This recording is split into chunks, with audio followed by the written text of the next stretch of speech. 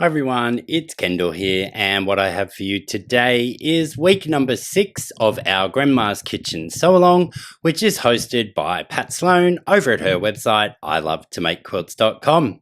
If you haven't done so already, jump over to Pat's website, download this week's free pattern, come back here, and I'll show you how I do it.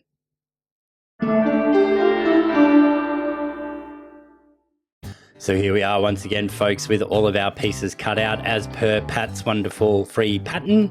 And we are going to take all of our larger squares. So we should have 8 of each. And with the colors there, you should have 2 of each of your print fabrics and 8 of your background squares.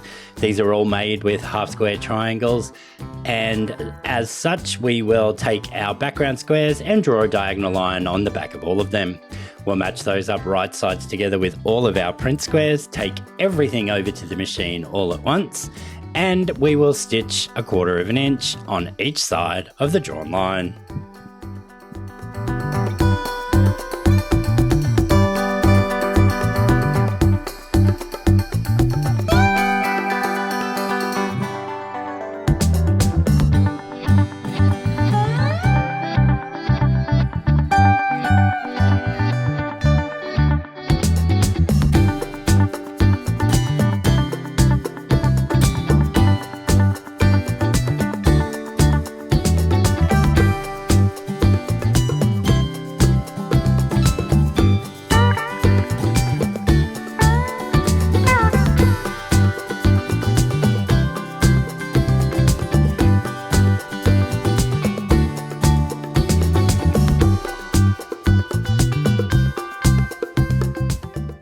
With all of those sewn now, 1/4 inch on each side of our drawn line, I like to give these a press just to settle down those stitches and release any tension that may have been caused from sewing across the bias. Once we've got these nicely pressed, we will cut them in half along that drawn line, and then we will press everything to the darker of the 2 fabrics.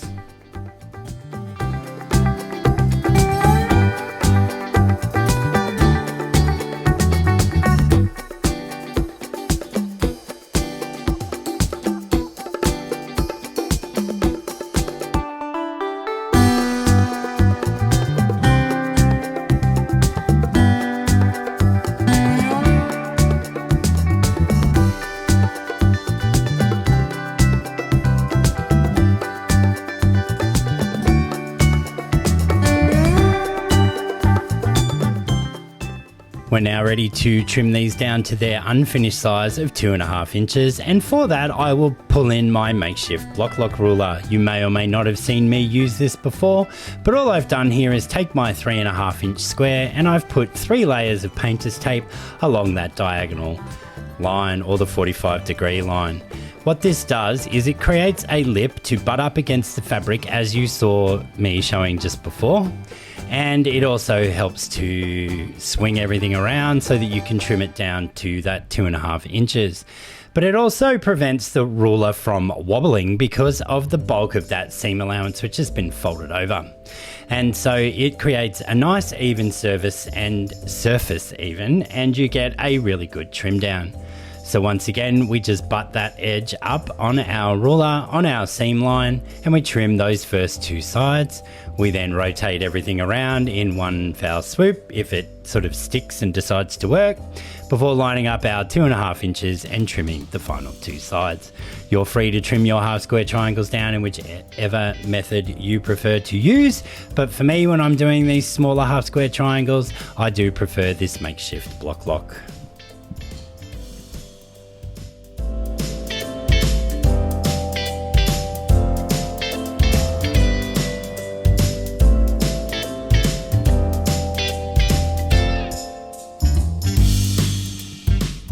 Alrighty, I cut out a whole heap of the trimming down there because you didn't need to see me doing that 16 times. We're now going to create one of the 4 units that is needed for this complete block, and for that we need to bring in 5 of our 2.5 inch background squares, and then we're going to lay our half square triangles out as a friendship star. And you can see me doing that where I start with the piece at the top and then I just give a 1/4 inch turn as we go all the way around to make sure that everything is as it should be. We're going to put this together with 9-patch construction, which means we will sew all of our vertical seams and then our horizontal seams. As we finish each row, we will press out towards the corners on the top and the bottom row and in towards the center on that central row. And this will allow for all of our intersections to nest nicely when we come to do those horizontal stitching.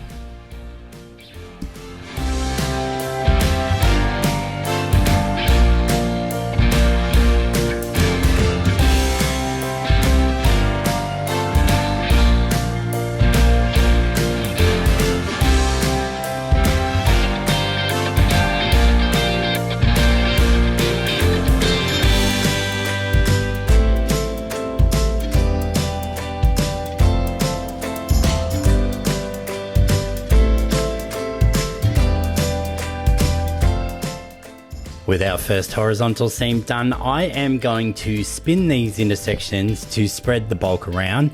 In some instances, we have up to 6 layers of fabric in that intersection. To do this, we just pick out the few stitches that are above the stitching line that we just created on both sides. We can then open up that seam allowance and spread it around in either a clockwise or counterclockwise direction. Because we also do have the end of the half square triangle on the end here, I am just going to snip into there because I know that the seam allowance won't go in the direction that I want to go against the flow of that half square triangle point. And as you can see me doing here, we just open up those intersections and spin them around, and that creates the flattest block possible.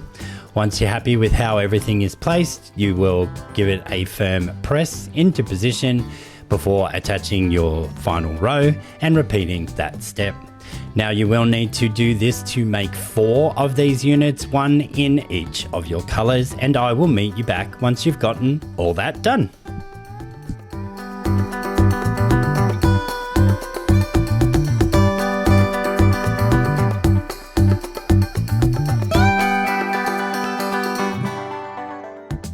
A few moments later. And with the power vested in me, I now have all 4 of those made.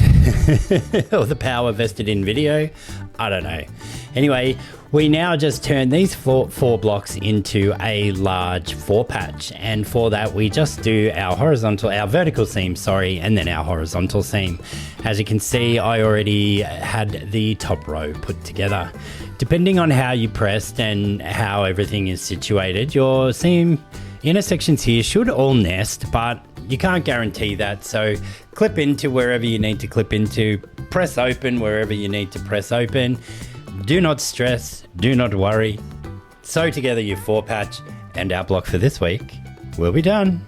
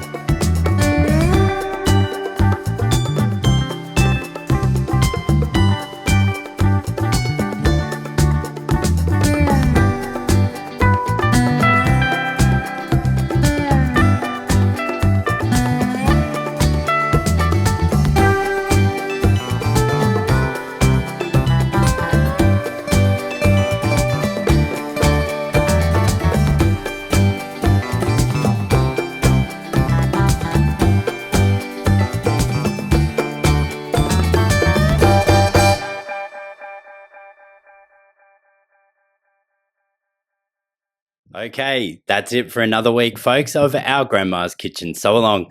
Hopefully you got something useful out of the block. If you did, leave me a comment below to let me know. If you've liked what you've seen today, I'd love if you would like the video, share it with a friend that you think may be interested, Subscribe if you haven't already done so, and tickle that little bell icon and you'll be notified of all my future releases. I'll see you all again next week. Bye for now.